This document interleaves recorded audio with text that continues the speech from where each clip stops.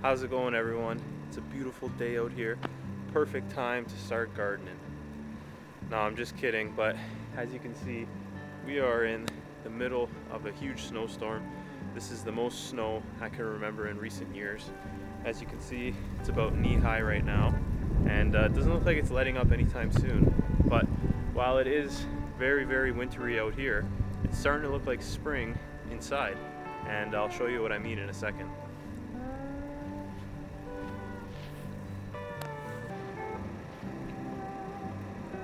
Now is a great time to be out here in the garden, planning out where you want everything to be.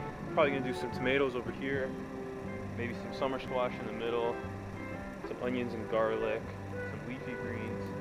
It's a great idea to get out here right now and start planting, because you never know when it's gonna be too late. Even in the middle of a blizzard, it's always a good idea.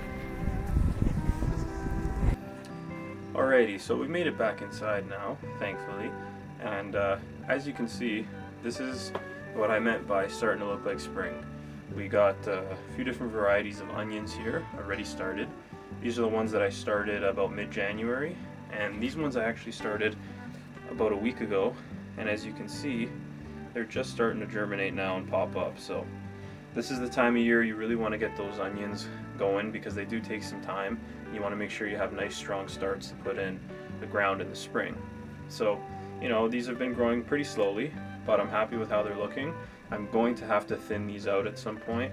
I already did and put some in here, but I'm probably going to have to go back and, you know, I got like 5 or 6 just growing in one cell here, so that's going to have to be cleaned up. But, you know, everything's looking great, and it's starting a little bit to look like spring. Alrighty, so I just wanted to go over a few varieties that I'm going to be growing this year. I made a video earlier about the tomato varieties that I'm going to be trying out. However, some things have changed since that video, and I've switched in a few new varieties and got rid of some of them. So I just thought I'd do a little quick video here talking about some of the ones that I've added in, and just some other varieties I'm excited about in general. So starting off in the summer squash, I got the Gelber Englischer, which is kind of like a patty pan shaped scallop squash. It's yellow, turns a nice orange if you let it mature, so it actually can double as like a fall kind of decoration. But I've heard they're great. It's an heirloom, and I'm very excited about that. Another summer squash is the early white scallop. This is again another patty pan scallop shaped squash. Very excited about this one. I grew the Sunburst variety last year, which was a yellow summer squash, and that was very good, but that was a hybridized version. This is heirloom, so I'm looking forward to trying that out. Now we're going to move into the tomatoes. So some ones that I added in are you know, some that are pretty common and some that are maybe not so common.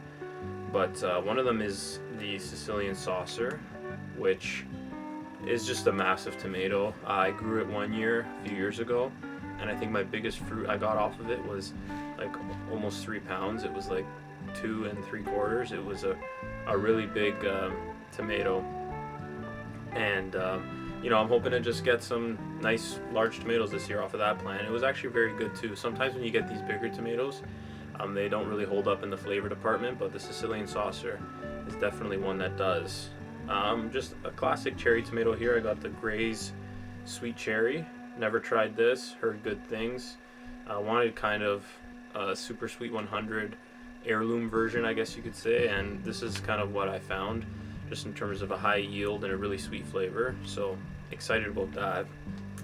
Now we move into some that are a little less common, that maybe not everybody is accustomed to growing, and starting it off with a green tomato, which would be Green Giant. Never tried green tomatoes before.